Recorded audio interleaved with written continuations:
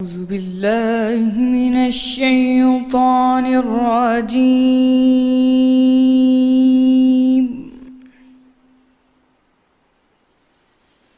بسم الله الرحمن الرحيم.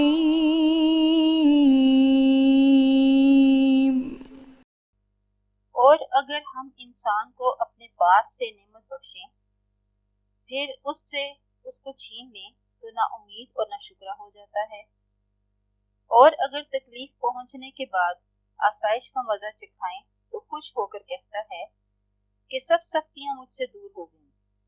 بے شک وہ خوشیاں منانے والا اور فخر کرنے والا ہے۔ ہاں، جنہوں نے صبر کیا اور عمل نیک کیے یہی ہیں جن کے لیے بخشش اور اجر عظیم ہے۔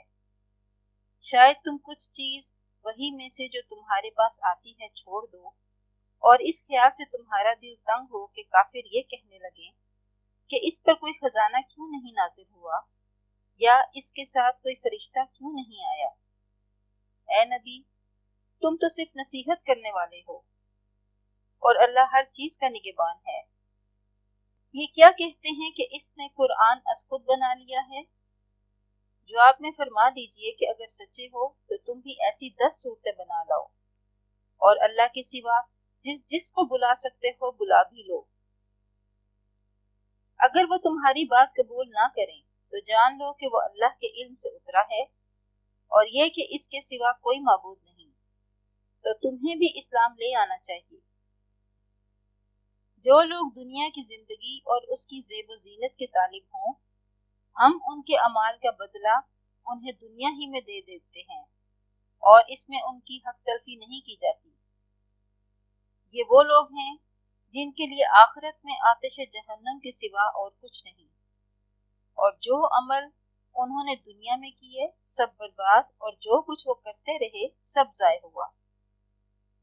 بھلا جو لوگ اپنے پروردگار کی طرف سے دلیل روشن رکھتے ہوں اور ان کے ساتھ ایک آسمانی گواہ بھی اسی کی جانب سے ہو، اور اس سے پہلے موسیٰ کی کتاب ہو جو پیشوا اور رحمت ہے، تو کیا وہ قرآن پر ایمان نہیں لائیں گے؟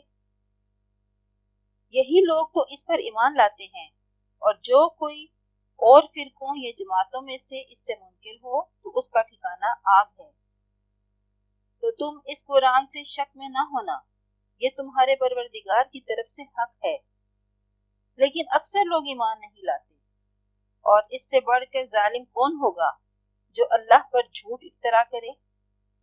ایسے لوگ اللہ کے سامنے پیش کیے جائیں گے اور گواہ کہیں گے کہ یہی لوگ ہیں جنہوں نے اپنے پروردگار پر جھوٹ بولا تھا۔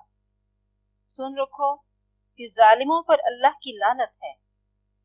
جو اللہ کے رستے سے روکتے اور اس میں کجی چاہتے ہیں، اور وہ آخرت سے بھی انکار کرتے ہیں، یہ لوگ زمین میں کہیں بھاگ کر اللہ کو ہرا نہیں سکتے، اور نہ اللہ کے سوا کوئی ان کا حمایتی ہے۔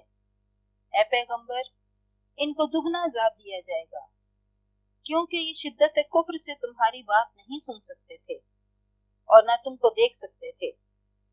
یہی ہیں جنہوں نے اپنے تھی خسارے میں ڈالا، اور جو کچھ وہ افطرا کیا کرتے تھے یعنی جھوٹ باندھا کرتے تھے ان سے جاتا رہا۔